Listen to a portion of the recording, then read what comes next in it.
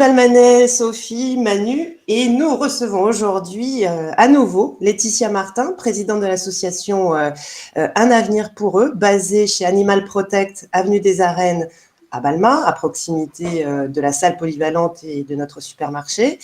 Laetitia Martin, on s'était déjà rencontrés sur Balma 31 en compagnie de Corinne Vignon sur le thème de la protection animale, c'était il y a quelques mois, semaines.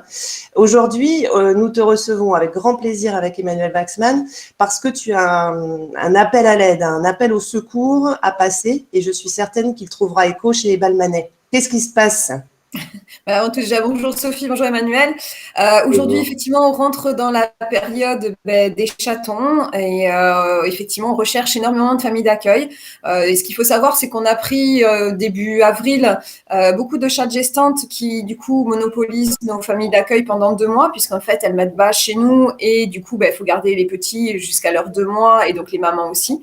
Et mine de rien, 18 familles d'accueil qui sont coincées pendant 2 mois, ça fait beaucoup. Mais du coup, aujourd'hui, on cherche absolument des familles d'accueil, que ça soit pour du chaton, que ça soit aussi pour du chiot, parce que même le chiot, on a parfois du mal en ce moment à trouver, alors que d'habitude, on n'a pas de difficulté. Et puis même sur du chien, du chat en général, quoi. On manque énormément de familles d'accueil, et je pense qu'on n'est même pas la seule association qui est dans ce cas-là. Ça devient de plus en plus difficile. Et voilà. Donc, c'est quoi être une famille d'accueil ? C'est prendre en charge un animal chez soi, de pouvoir lui apporter une bonne vie, en fait, comme si c'était nos propres animaux, jusqu'à l'adoption. Voilà. Donc, l'association fournit tout le matériel, que ce soit la nourriture, les gamelles, les dodos, ce genre de choses.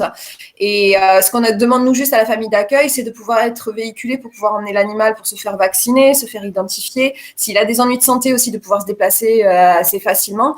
Voilà, en résumé, ce qu'il en est. Un exemple tout bête, cette petite louloute qui s'appelle Savannah est arrivée chez moi, elle avait 3 semaines, 1 mois, et pas sevrée. Donc, on continue à lui donner un petit peu le biberon parce que elle a pris l'habitude et elle aime ça. Mais aujourd'hui, elle est en sevrage, donc on l'a limitée au maximum. Et puis, d'ici quelques semaines, Savannah sera à l'adoption. Voilà. Du coup, ça fera de la place pour un autre chat à la maison parce qu'on fait aussi très attention à ce qu'il n'y ait pas de problématique de maladie finalement, parce que ce sont des animaux souvent qui arrivent de l'extérieur. Ce qu'on demande aux familles d'accueil chats en particulier, c'est d'avoir ce qu'on appelle une pièce de quarantaine où pendant 15 jours, l'animal va être dans cette pièce et ne pourra pas être en contact avec d'autres animaux. Pourquoi ? Oui, on connaît bien la quarantaine, là, même pour l'humain. Voilà, c'est comme pour le Covid. C'est effectivement le même principe parce que dehors, faut dire ce qui est, ces chats-là ne sont pas vaccinés, donc peuvent attraper des maladies. Ils peuvent être porteurs sains et puis le déclencher tout d'un coup. Donc du coup, en faisant ces 15 jours, ça permet effectivement à ce qu'il n'y ait pas de maladie qui soit donnée aux animaux de la famille, même si les animaux sont vaccinés, on ne sait jamais. Un typhus chez un chat peut faire énormément de dégâts, c'est dans l'air et on ne peut rien faire. Donc là, dans ces cas-là, il faut brûler quasiment tout ce qui a été en contact avec le chat. Voilà, c'est vraiment important de faire ces quarantaines-là parce que sinon, on peut avoir des maladies qui se transmettent à tout le monde. Alors, on rappelle, avant de rentrer un peu plus dans les détails sur comment faire, etc. Donc, vous recherchez des familles d'accueil, en ce moment principalement pour des chatons, des chiots. C'est pour une durée en attendant l'adoption. Les frais vétérinaires sont pris en charge par l'association, la nourriture, l'équipement, les doudous, les jouets, etc.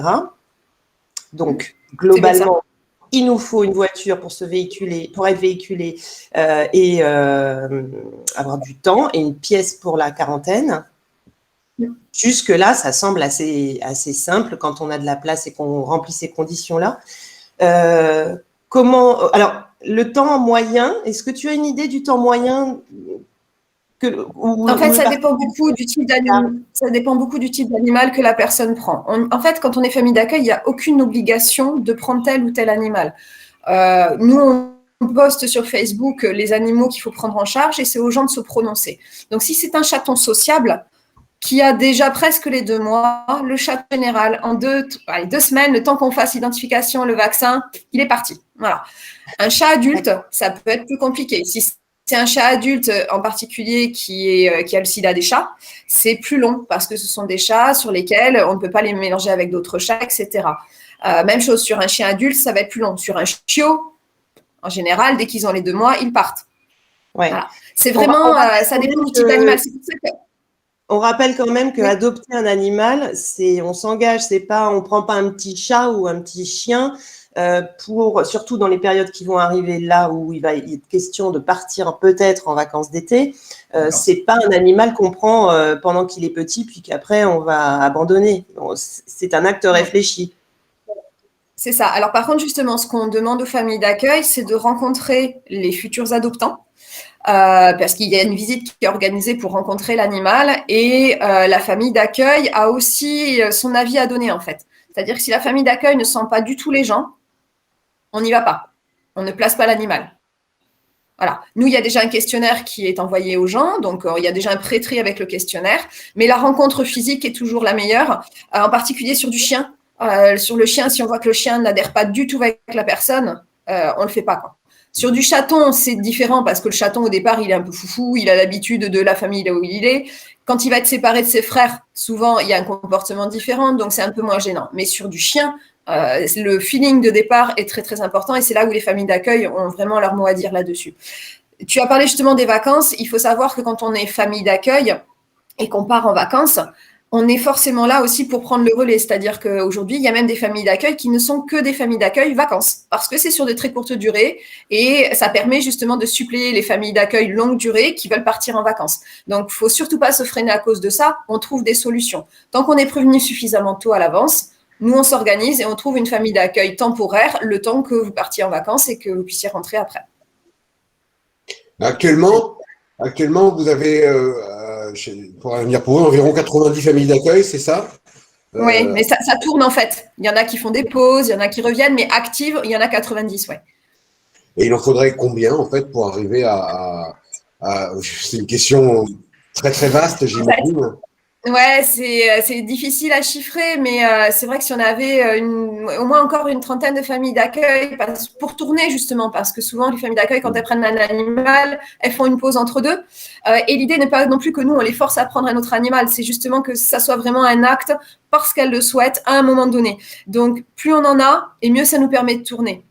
Le but est, déjà on les sélectionne aussi les familles d'accueil. Tout le monde ne peut pas être famille d'accueil. Il y a quand même un questionnaire qui est rempli, donc il y a aussi un tri à ce niveau-là parce que il y a des critères qui sont demandés, comme la pièce de quarantaine en fait. Vu que la plupart du temps ils viennent de l'extérieur, c'est compliqué. Parfois on a des propriétaires qui nous confient leurs animaux qui ont toujours été dans leur maison. Donc là ça pose pas de souci. Mais en tout cas il y a tout un questionnaire avec des points précis où on le sait qu'on peut mettre tel animal ou tel animal à tel endroit. Donc, c'est vrai qu'aujourd'hui, une trentaine, même peut-être une cinquantaine, je vais abuser, mais franchement, c'est comme ça tourne. Et puis, il y en a qui arrêtent au bout d'un moment parce que leur vie font qu'elles déménagent, elles ont décidé d'arrêter. Elles ont adopté aussi, parce que ça arrive. Il y en a qui adoptent les animaux qu'elles ont en famille d'accueil. Donc, voilà, il nous en faut régulièrement. Laetitia, le questionnaire en question, sauf erreur, c'est celui que j'ai rempli. Est-ce que tu souhaites que je le mette en commentaire pour que les gens puissent d'ores et déjà postuler ou il vaut mieux vous appeler avant ou comment on fait? Il vaut mieux nous appeler avant ou alors effectivement envoyer un message sur le Facebook de l'association puisqu'effectivement déjà en fonction de ce qui est dit dans les messages, parfois il y a un petit tri qui est fait dès le départ. Je suis désolée de le dire mais c'est la réalité. Et puis après effectivement le questionnaire qui est beaucoup plus poussé qui nous permet encore plus de voir quel type d'animal on peut placer dans telle famille. Ok, je vais mettre dans les commentaires le lien vers la page Facebook. Là, en ce moment, c'est le lien vers votre site internet, qui est très mignon d'ailleurs aussi. Et donc, le lien vers la page Facebook sera cliquable. Ok. Merci. On peut préciser, pour une famille d'accueil, sans donner tous les détails du questionnaire, il vaut mieux avoir un jardin ou à défaut une terrasse, ou est-ce que quelqu'un en appartement peut alors, je ne sais pas comment ça se passe exactement, si pour un chat en appartement, c'est peut-être plus difficile. C'est une question qui me vient naturellement à l'esprit. Non, mais c'est une bonne question parce qu'effectivement, les chats de l'association ont interdiction de sortir. Pourquoi? La plupart sont des chats qui viennent de l'extérieur. Donc, naturellement, leur vie est à l'extérieur. Sachant que nous, on les fait identifier et vacciner, si le chat s'échappe, souvent, on ne le revoit pas. Donc, tous les chats, ils sont interdits de sortir. Donc, si même c'est en appartement, ça ne pose aucun problème. Parfois, les premiers temps, c'est compliqué, je préfère le dire. Les premières nuits, souvent, les chats vont miauler, vont essayer de voir où il y a une sortie, etc. Et puis, ça se tasse. Mais c'est vrai que parfois, les premières nuits, Ça peut être un peu compliqué, faut le savoir. Mais ça passe très, très vite. Donc voilà, les chats, en tout cas, c'est pas de sortie. Donc pas de jardin, c'est pas utile. Même l'accès au balcon d'un appart, c'est niet, parce qu'effectivement, certains cherchent à sauter. Donc pour les chats, non. Pour les chiens adultes, s'il y a un jardin, tant mieux. Maintenant, il faut savoir qu'un chien n'est pas plus malheureux dans un appartement que dans une maison. Pourquoi ? Beaucoup de gens considèrent que s'ils ont un jardin, ils n'ont pas à promener le chien. Ce qui est complètement faux. Je préfère quelqu'un qui a un appartement et qui va promener le chien régulièrement et suffisamment longtemps, quelqu'un qui va avoir un jardin et qui va considérer qu'il n'a pas besoin de promener le chien. Voilà. Donc, c'est même pas sur ce genre de critères-là. Alors, il y a des chiens adultes où on sait qu'il y a besoin d'un jardin, mais ça, on le sait. Donc, on va sélectionner forcément la famille en conséquence. Mais il y en a d'autres, à partir du moment où la personne promène vraiment le chien, moi, ça me pose aucun souci. Alors après, s'ils vivent dans 10 mètres carrés, enfin, j'exagère, mais avec un gros chien, ça ne va pas le faire. Voilà. Mais ça, c'est à nous d'y faire attention après. Et si on a d'autres animaux dans le domicile, ça peut ne pas poser de problème, à condition quand même que tous ces animaux soient bien vaccinés, j'imagine. C'est ça. S'ils ne sont pas vaccinés, on ne prendra pas le risque.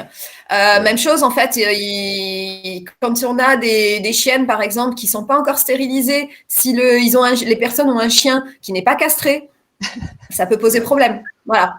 C'est pas le but, effectivement. Non, on n'a pas décidé de lancer un élevage, donc on a suffisamment d'animaux à prendre en charge. Donc voilà, c'est ce genre de choses, en fait, sur lesquelles il faut faire très attention. Alors, parce que même quelqu'un qui nous dit oui, je peux séparer mon chien, etc. Non, quand ils ont vraiment envie, ils ont vraiment envie, quoi. Aujourd'hui, on parle de famille d'accueil pour un avenir pour eux. On va juste rappeler que un avenir pour eux, pour plein de raisons, vous n'avez pas de refuge. C'était aussi le sujet on parlait de ça avec Corinne Vignon. Donc, en revanche, chez Animal Protect, il y a tous les soins nécessaires. On trouve tout ce qu'il faut pour nos animaux. On n'a pas parlé des lapins. Oui, on cherche aussi des familles d'accueil lapins. Il me semblait bien. Effectivement. Tu as raison, surtout qu'en ce moment, on en a plusieurs à prendre en charge. Et il y a eu énormément des demandes directes vers nous, et on a constaté aussi beaucoup de gens qui, sur le Bon Coin, voulaient donner leurs lapins. C'est vrai que de temps en temps, on y va parce qu'on préfère les récupérer nous quand on a des familles d'accueil plutôt que de les laisser à n'importe qui. Et c'est vrai que oui, on cherche aussi des familles d'accueil, lapins, cochons d'Inde. Alors, c'est plus des lapins en ce moment, mais ça peut arriver qu'on ait des cochons d'Inde à prendre en charge aussi. Et du coup, effectivement, par contre, nous, les lapins vivent en semi-liberté ou en liberté totale. Alors, qu'est-ce qu'on appelle la semi-liberté ? C'est quand vous vous absentez, vous pouvez le mettre en cage. Maintenant, il ne faut pas que vous soyez parti toute la journée parce que dans ces cas-là, ce n'est pas une vie non plus. Souvent, en fait, nous, on fournit tout ce qu'il faut, hein, la cage, il y a des enclos, des choses comme ça. On fournit aussi la litière. Et la seule chose qu'on ne fournit pas directement, c'est forcément les légumes frais. Parce que ça, on ne peut pas. Mais par contre, effectivement, on demande aux familles d'accueil de garder les factures et de nous envoyer les factures pour les légumes, puisqu'effectivement, là, c'est quand même très particulier.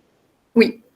Alors, toutes ne le font pas. Enfin, en l'occurrence, je ne l'ai jamais fait. Oui. Beaucoup de familles le prennent à leur charge, c'est leur contribution à l'assaut. Mais on doit prendre en charge tous les frais. Donc, il ne faut pas hésiter dans ces cas-là. Mais ça ne coûte rien pour la famille d'accueil. Je pense que c'est important de le souligner. Ça peut faire peur des fois.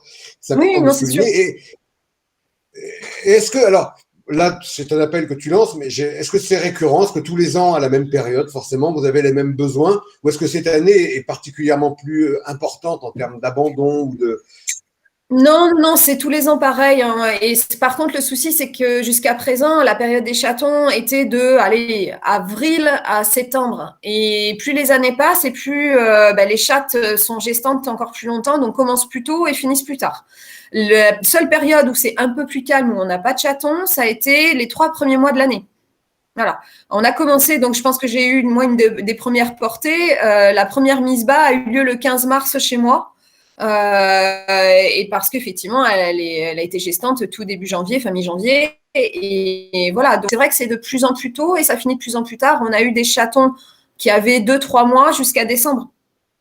Avant, c'était plus le cas. Donc, on place nos animaux adultes parce que c'est un peu plus difficile à cette période-là quand il y en a moins. Mais c'est vrai que maintenant, on en a tout le temps besoin. Ok. On va rappeler le numéro de téléphone de Un Avenir pour eux, si tu veux bien. Oui, 06 50 58 71 92. Bon, on le mettra en commentaire également. Plus simple, ouais. À moins que Manu n'ait pas d'autres questions. J'ai juste une petite question. Vas-y. Après, ce sont les lapins, les cochons d'Inde, les nacs. Comment vous les récupérez? Parce que autant les chiens, les chats abandonnés ou alors qui divaguent dans la nature, j'imagine. Est-ce que ce sont des gens qui vous les portent? Parce qu'un lapin dans la nature, je ne sais pas si les gens vont le récupérer pour l'amener. Comment ça se fait? En fait, il y a deux situations, effectivement. Il y a des gens qui ne peuvent plus assumer et nous les confient. Ça, c'est la situation simple. Il y a parfois des gens qui abandonnent les lapins dans leur cage sur un chemin piétonnier pour que tout le monde les remarque. Et puis, il y a des gens qui les relâchent. L'an dernier, j'ai récupéré 3 lapros qui avaient été libérés au jardin des plantes. Comme ça. Et en fait, il y en a un petit qui se faisait attaquer par un chat et du coup, on a découvert les 2 autres petit à petit. Voilà. Malheureusement. Alors, rappelons que les animaux, c'est la même situation que pour les chats et les chiens, en fait. Ouais. C'est important de rappeler que les animaux, ce n'est pas des jouets et que ce soit un lapin, un cochon d'Inde, un chien, un chien ou n'importe quel nac. Voilà. Mais comme là, sur Muret, il y aurait 2, voire peut-être 3 furets qui auraient été lâchés. Donc là, il y en a 2 qui ont été mis en sécurité et je pense qu'il y en a un 3e parce qu'il y en a un, la couleur, on ne dirait pas de ceux qui ont été mis en sécurité. Donc voilà, j'ai du mal effectivement à comprendre ces situations-là puisque quand on prend un animal, c'est pour toute sa vie. On a une relation très privilégiée avec l'animal et voire même les gens qui pensent qu'ils préfèrent abandonner leur animal parce qu'ils changent de situation, parce qu'ils ne sont plus en maison, jardin. C'est faux. L'animal sera toujours mieux avec vous dans votre appartement que d'être abandonné à une autre famille. Si votre animal est promené, si il est toujours avec vous et que vous en prenez soin, il sera aussi bien en appartement qu'en maison. Il faut juste, par contre, le balader un peu plus que vous n'auriez fait en maison. Eh oui. Voilà. D'accord. Un avenir pour eux. Le SOS du jour. On a besoin de familles d'accueil. Quelques critères à respecter impérativement, on en a parlé. Je mettrai encore dans les commentaires le lien vers la page où vous donnez les conditions et tout ce que vous apportez aux familles d'accueil. On recherche famille d'accueil pour chatons, enfin en ce moment surtout chatons, chiots, lapinous et cochons d'Inde. Voilà. Ouais. Alors les Balmanais et tous ceux qui nous regardent, vite, on prend contact avec un avenir pour eux par téléphone. Un questionnaire vous sera envoyé, reprise de contact ensuite par l'association près de vous. J'ai tout dit? T'as tout dit, super. Merci beaucoup Laetitia, merci Emmanuel. Merci. Et à très bientôt les Balmanais, les animaux comptent sur vous, manifestez-vous. Merci à tous.